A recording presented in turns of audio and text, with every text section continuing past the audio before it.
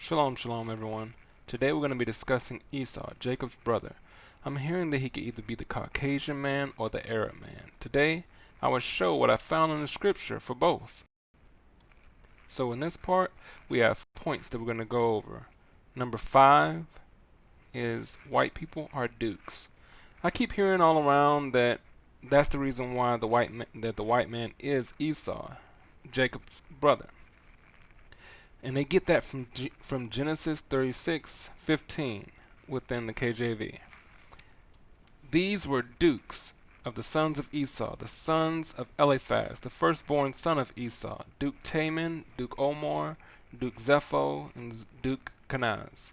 So, reading that on the surface without going into the Hebrew concordance, it's completely understood why someone would believe, okay, yeah, dukes, that's right. But let's look at it in the Septuagint. In the Septuagint it reads, "These are the chiefs of the sons of Esau, the sons of Eliphaz, the firstborn of Esau, Chief Taman, Chief Omar, Chief Zepho, or Sophar, Chief Kenaz." Now, whenever we look at that within the Hebrew concordance, that word duke in Hebrew is aluf. And the Hebrew number is 411, and the definition is tame. Now, in a Strong's exhaustive concordance, that the definition for it is captain, duke, chief friend, governor, guide, or ox, and is usually used as chief in other Hebrew text or translations. So, as we can see, that word duke shouldn't really be there. The word that really should be used is chief. Point number 4. They are saying that Esau is the white man because in the book of Obadiah it says that he dwells among the stars, which is a silly claim, especially for those who believe that we dwell on a flat earth in that we are under a dome. The stars are on the outside of the dome. Therefore, that dwelling among the stars has to be figurative instead of literal. And those same people say that the white man he's the only one that's gone to the moon. Not thinking about China, Russia, and other countries that also have supposedly gone to the moon. Let's go to Genesis 37, verse 8. "And his brethren said to him, Shalt thou indeed reign over us, or shalt thou indeed have dominion over us? And they hated him yet the more for his dreams, and for his words. And he dreamed yet another dream, and told it to his brethren, and said, Behold, I have dreamed a dream more, and behold, the sun, and the moon, and the 11 stars made obeisance to me." See here, like that's who I think he dwelt among, and you see that he also fought wars with us. He was with us even when we were staying in Egypt, because of the mixed multitude that left out of Egypt with us. But I digress on that. Another scripture is Revelation chapter 12 and verse 1. And it says, "And there appeared a great wonder in the Shamayim, a woman clothed with the sun and with the moon under her feet, and upon her head a crown of 12 stars." With that, I'm seeing number 1, the sun being Abraham, 2, the moon being Sarah, and number 3, the 12 stars being the 12 tribes, with the woman representing the promise and the child representing the son that was given by the promise. So when it says that he dwells among the stars, these are the stars that he's talking about he's dwelling among. But an added note I would like to throw in there that I would like to discuss with everyone is in the book of Isaiah. Tell me what you guys think about this. In the book of Isaiah, chapter 14, it says, "How art thou fallen from heaven, O Shamayim, O Lucifer, son of the morning? How art thou cut down to the ground, which didst weaken the nations? For thou hast said in thine heart, I will ascend into the Shamayim. I will exalt my throne above the stars of Elohim. I will sit also upon the mount of the congregation, in the sides of the north. I will ascend above the heights of the clouds. I will be like the Most High.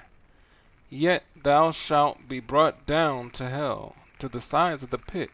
They that see thee shall narrowly look upon thee and consider thee, saying, Is this the man that made the earth to tremble, that did shake kingdoms, that made the world a wilderness, and destroyed the cities thereof, that opened not the house of prisoners? Now, let's read that in the Septuagint, which is a little different.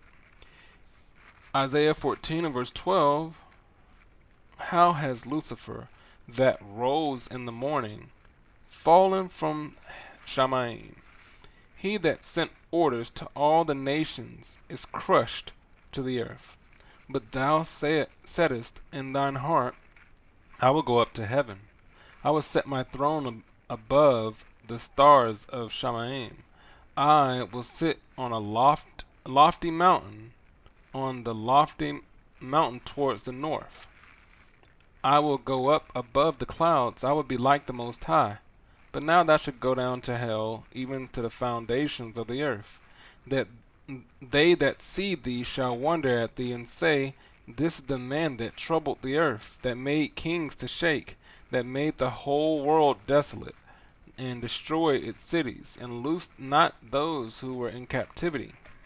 So, a point to bring out that I'm going to be hitting on a little later is that there's only one person who never did really release all of their slaves and still has slaves to this day. But if you look at that closely, if you look at it, says the stars of Shamayim. He's going to, I will set my throne above the stars of Elohim. He's going to put himself above the stars of the Most High, which is Israel, which nobody can really do, because we're his chosen.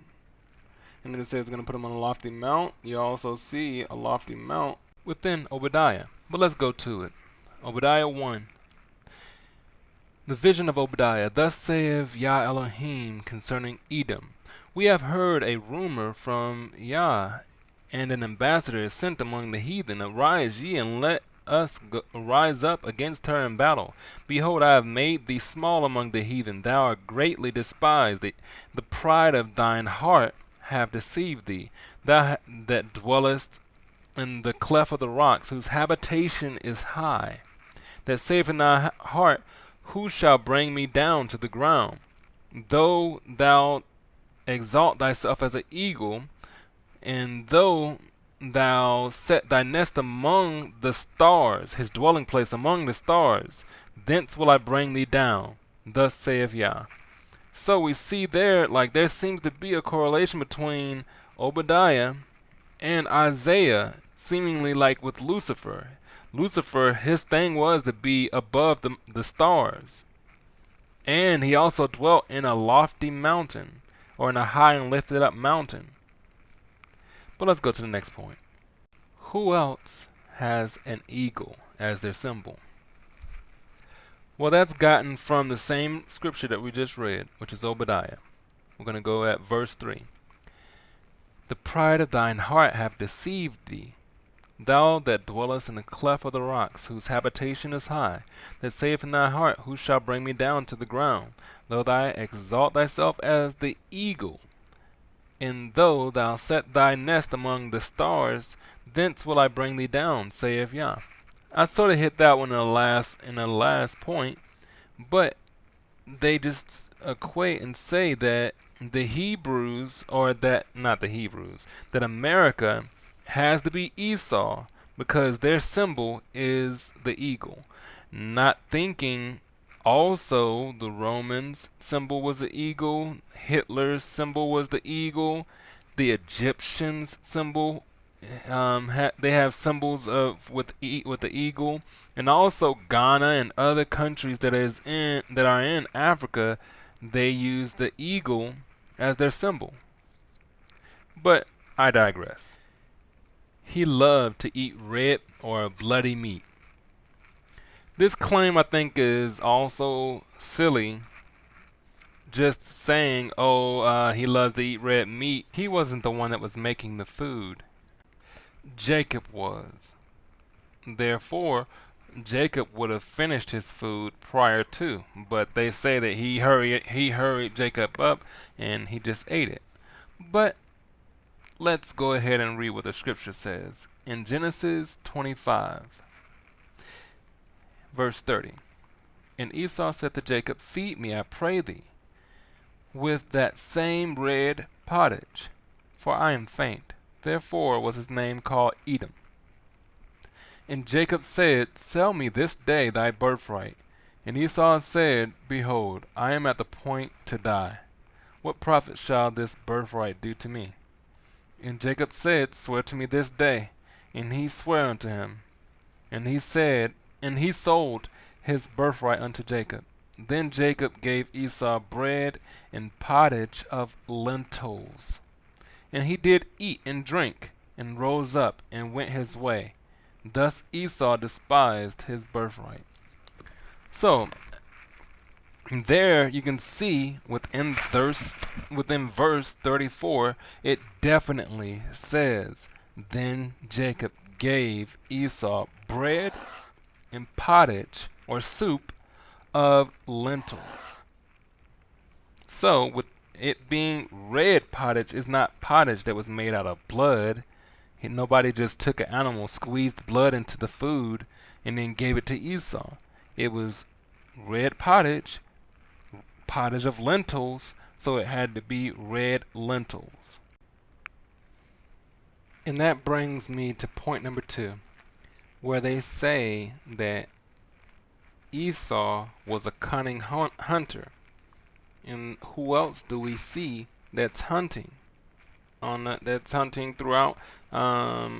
Since we've been in America, they hunt all types of animals. They hunt elephants, lions, and everything. They the most skilled hunters. There's nobody else that's the best hunters.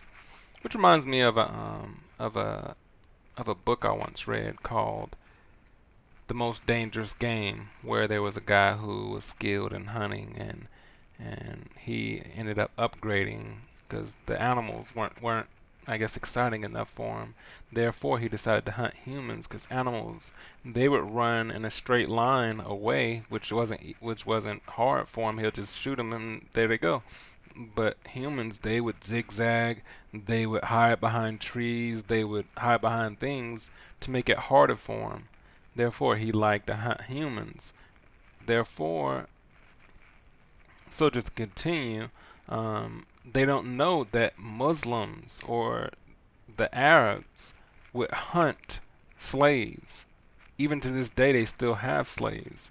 They would go and hunt the slaves for the Europeans. They are the ones who sold the slaves into the European slavery.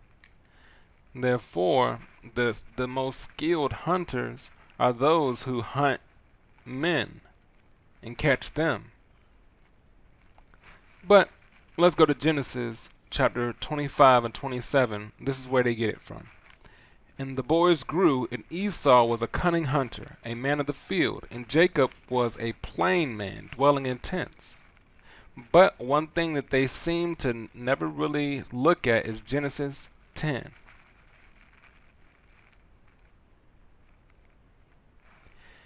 And this is what it reads in the KJV. Now these are the generations of Noah, Shem, Ham, and Japheth. And unto them were born sons after the flood. The sons of Japheth are Gomer, Magog, Madai, Javon, Tubal, Meshach, Tyrus. The sons of Gomer, Ashkenaz, and Ripha and Togarmah. The sons of Javon, Elisha, Tarshish, Kittim, Dodanim. By these were the isles of the Gentiles, divided in their lands, every one after his tongue, after their families and their nations. And just so I can double tap on that, in Daniel chapter 8, verse 21, it uses Grecian, meaning Javon, which, as we can see, in verse 4 of Genesis 10, Javon is the son of Japheth, and also Zechariah 9 and 13, it also agrees that Javon or Greece is used together as Javon.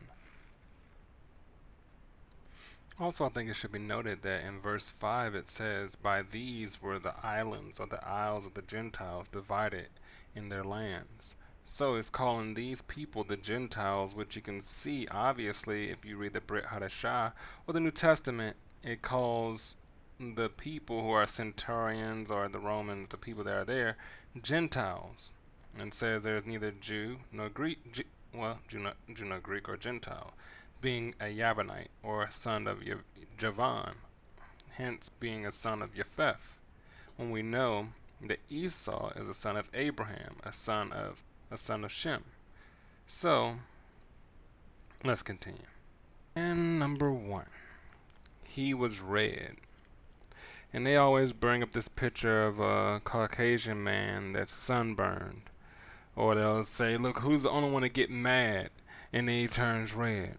And if he get hurt or you squeeze his arm turns red. But the Esau came out red. That doesn't connect. But if anything, they have to be sons of Japheth. But let's continue to Genesis 25 and 25. This is where they get it from.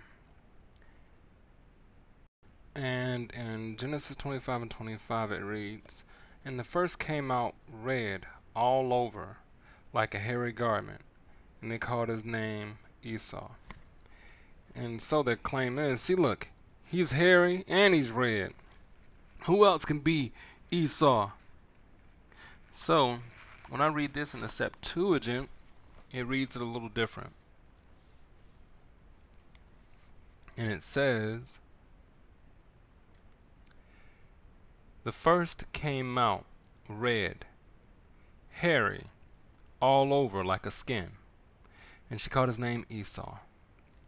So there is a small difference, but it is a difference in the wordage that makes the whole sentence different.